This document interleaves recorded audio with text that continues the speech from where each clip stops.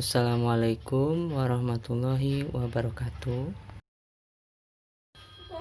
Hi class, today we are going to learn about the causes of infectious and non-infectious disease.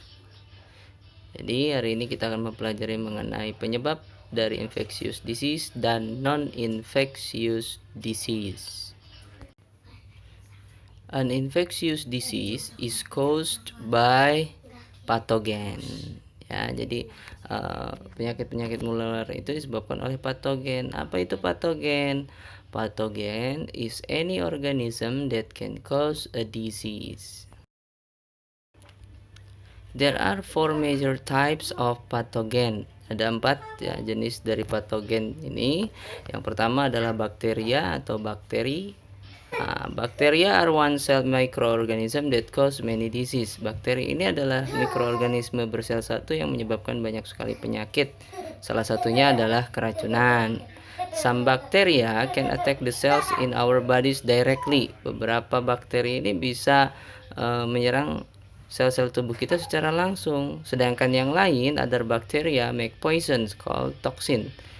Sedangkan bakteri yang lain itu memproduksi toksin that attack our cell indirectly. Secara tidak langsung dia juga menghancurkan sel tubuh kita.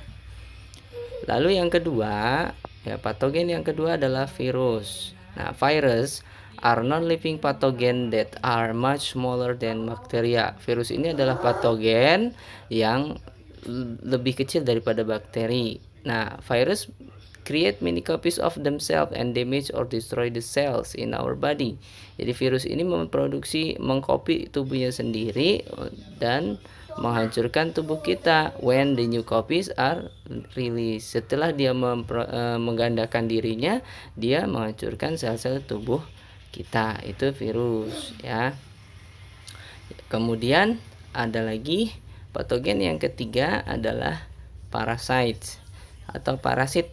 Nah, some parasites attack our cells directly like malaria. Ya, seperti penyakit malaria, ini parasitnya menyerang sel tubuh kita secara langsung.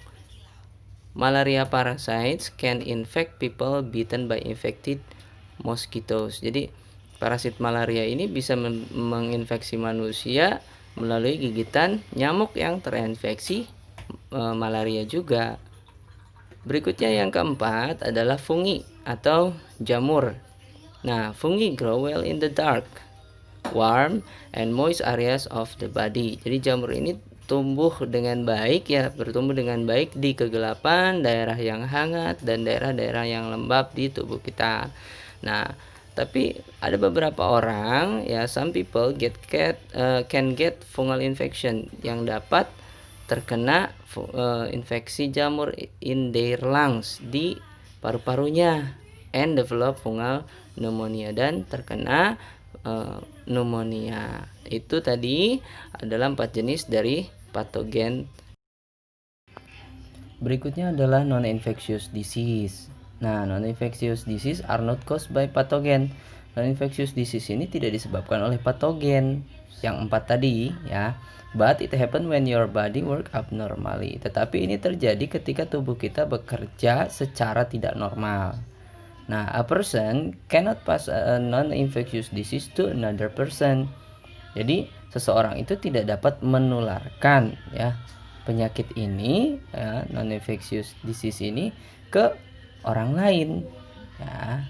Apa yang menyebabkan terjadinya non-infectious disease ini dan contohnya apa aja? Nah, itu akan kita bahas. Di sini yang pertama adalah allergies ya. Allergies ini occurs when someone's immune system is too sensitive to something in environment. Jadi alergi ini terjadi ketika sistem imun seseorang itu terlalu sensitif terhadap sesuatu yang ada di lingkungan kita. Nah, allergens may cause rashes, sneezing, and watery eyes. And then some allergies are very dangerous. Ya, jadi alergi ini adalah suatu keadaan di mana sistem imun seseorang itu terlalu sensitif terhadap sesuatu di lingkungannya. Nah, di gambar di sini dijelaskan anak ini terkena alergi serbuk sari dari tumbuhan. Adalah asma. Nah, asma is a disease that causes your lungs airways to narrow. Jadi asma ini adalah salah satu penyakit yang disebabkan oleh penyempitan saluran pernapasan. Nah, it can make you cough and have a lot difficulty breathing. Jadi orang yang terkena asma itu biasanya batuk-batuk dan sulit untuk bernapas. Nah, they need to take medicines such as the ones in an inhaler, ya, seperti inhaler yang ada di gambar ini ya. Itu untuk membantu mereka kembali bernapas. Nah, kok bisa terjadi seperti ini? Biasanya ada penyebabnya ya. Penyempitan ini disebabkan oleh alergi juga di udara, seperti asap, misalkan asap rokok, kemudian polusi udara, bahkan stres. Lalu ada lagi diabetes atau diabetes. Nah, diabetes is a non-infectious disease because it is not caused by a pathogen. Ya, diabetes ini termasuk kepada non-infectious disease. When someone has diabetes, they have too much sugar in their blood. Jadi ketika orang ini terkena penyakit diabetes, berarti dia terlalu banyak zat gula di dalam darahnya.